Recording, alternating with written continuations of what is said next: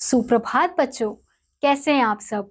उम्मीद करती हूँ आप सब अच्छे होंगे। तो बच्चों, आज की कक्षा में हम पढ़ने वाले हैं अध्याय नंबर 2, जिसका शीर्षक है बुद्धिमान तेनाली रामा। तो इस अध्याय में हम तेनाली रामा के बारे में पढ़ेंगे कि वो कितने बुद्धिमान थे। तो सबसे पहले हम देखेंगे कि हमें यहाँ पे कुछ चित्र दिए गए हैं और उनसे उनके आधार पर हमसे कुछ प्रश्न पूछे गए हैं। तो चित्रों को देखकर नीचे दिए गए प्रश्नों के मौखिक उत्तर दीजिए। चित्र 1 में बालक मोर पंख लगा मुकुट पहनकर चट्टान पर क्यों बैठा है? तो वो चट्टान पर क्यों बैठा है? क्योंकि वो राजा है। फिर चित्र 2 में ब्राह्मण छिपकर राजा बने बालक को क्यों देख रहा है? क्योंकि वो हैरान है कि एक छोटा सा बालक राजा कैसे बन सकता है। एक मुकुट पहनने से, चट्टान में बैठने से कोई राजा कैसे बन सकता है।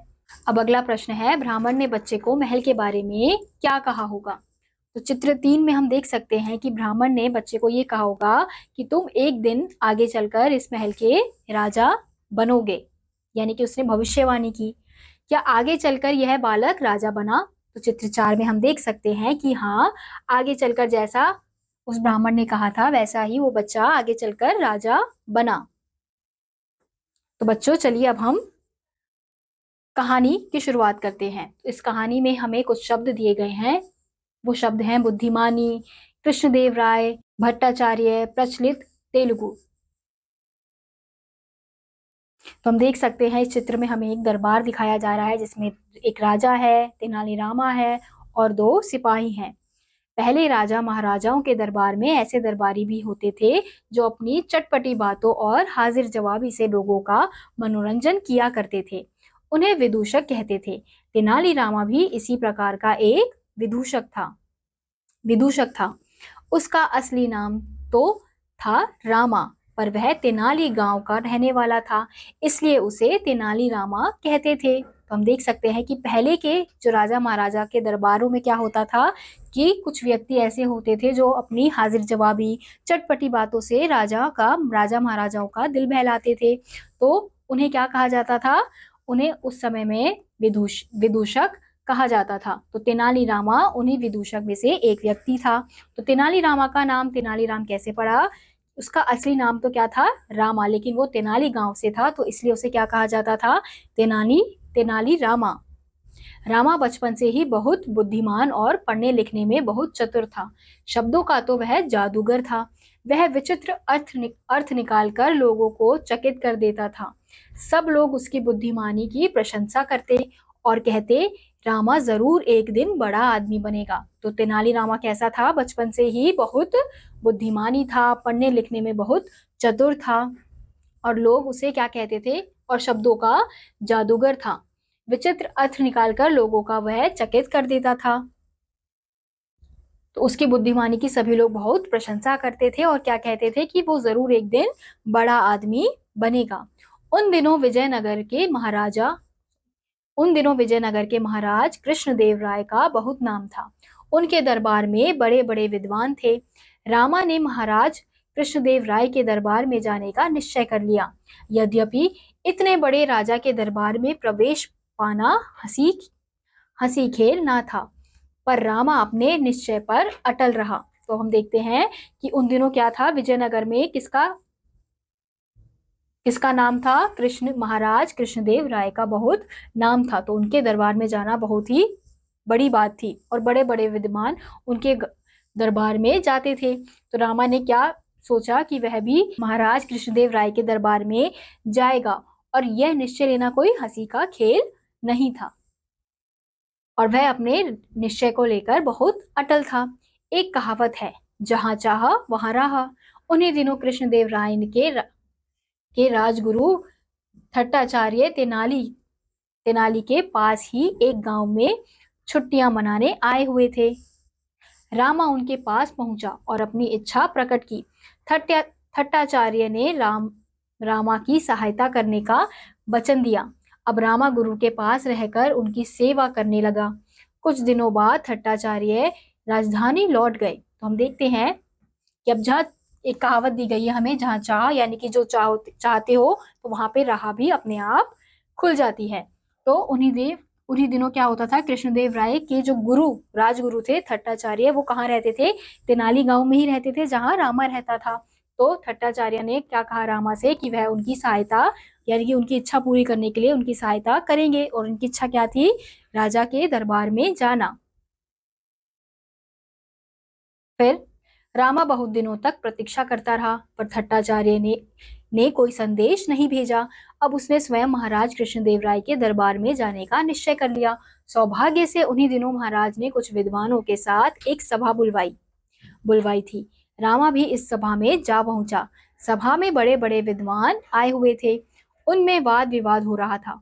एक विद्वान कह रहा था, वह संसार में नाना प्रकार की वस्तुएं देखते हैं, पेड़ पौधे पशु पक्षी आदि, पर ये सब ऐसी नहीं है जैसी दिखाई देती हैं। हम केवल इन्हें ऐसी मान लेते हैं। उसके दूसरे विद्वान इस बात पर विचार कर ही रहे थे कि रामा अचानक खड़ा हो गया। उसने विद्वान से पूछा, मान लीजिए हम कोई चीज खाना चाहते हैं, तो क्या केवल यह मान लेना ही काफी है कि हम वह चीज खा रहे हैं? हाँ, विद्वान ने उत्तर दिया। अब तेनालीरामा ने कहा, भाइयों, भोजन तैयार है, आइए हम सब तो भोजन करने चले। पर ये महाशय यहाँ बैठे बैठे ही मान लेंगे कि इन्होंने भोजन कर लिया है, इन्हें यहीं बैठे रहने दीजिए।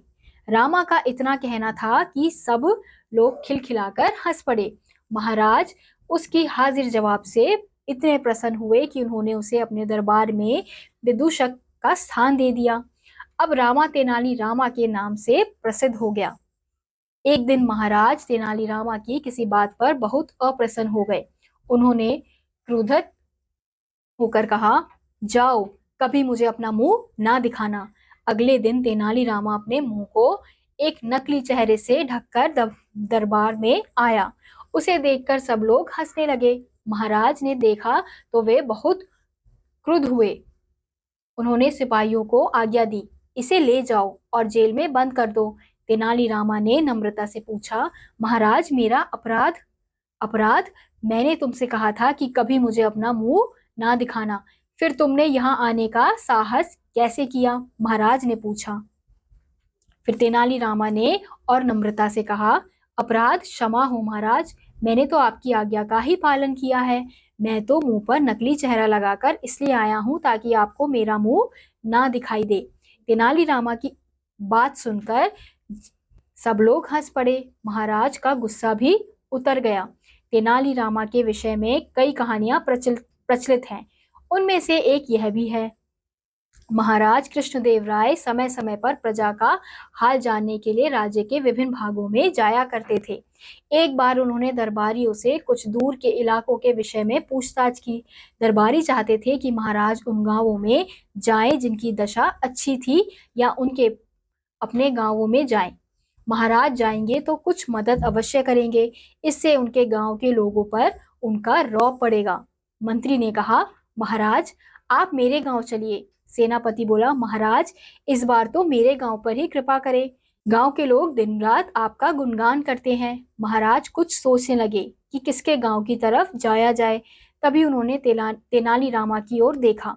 तेनालीरामा ने कहा, महाराज आपका हाथी जिधर ले जाए उधर ही जाइए। फिर तेनालीरामा की बात सुनकर सभी को बहुत आश्चर्य हुआ, पर कोई कुछ ना कह पाया। दूसरे दिन महाराज हाथी पर सवार होकर चल दिए। कुछ और लोग भी साथ थे। चलते चलते हाथी ऐसी जगह पहुंचा जहां के लोग बहुत ही गरीब थे। उनकी हालत देखकर महाराज बहुत दुखी हुए। वे बोले, हमें मालूम ना था कि हमारे राज्य में इतने निर्धन लोग भी रहते हैं। हाथी हमें बिल्कुल सही स्थान पर लाया है। उन्हें वास्तव में हमारी सहायता की आवश्यकता है। महाराज की बात सुनते ही महावत ने अपनी चादर उतार फेंकी। तेनालीरामा को सामने देख सब चकित रह गए। महाराज मुस्कुराकर बोले, अच्छा, तो हाथी को तुम यहाँ लाए हो। जिस प्रकार उत्तर भारत में बीरबल के चुटकुले बहुत चाव से सुने जाते हैं, उसी प्रकार दक्षिण भारत में तेनालीरामा के चुटकुले बहुत प्रसिद्ध हैं। तेनालीरामा विदूषक ही नहीं थे, वे तेलुगु भाषा के एक प्रसिद्ध कवि भी थे। तो बच्चों इस अध्याय में हमने देखा कि किस प्रकार से तेनाली रामा ने अपनी बुद्धि से, पहले तो वो दरबार में जाना चाहते थे तो वो दरबार में पहुंच गए, फिर अपनी बुद्धिमानी से उन्होंने क्या किया कि महाराज के विदूषक बन गए। फिर जब वो विदूषक बन गए तो महाराज को जो भी उनको परेशानी होती थी तो उसका हल वो अपने बुद्धिमानी तरीके से निकाल लेते थे। तो इसी के साथ आज का ये अध्याय यहीं समाप्त होता है। उम्मीद करती हूँ आपको यह अध्याय समझ आया होगा। मैं आपसे मिलूंगी अगली कक्षा में, तब तक के लिए नमस्कार।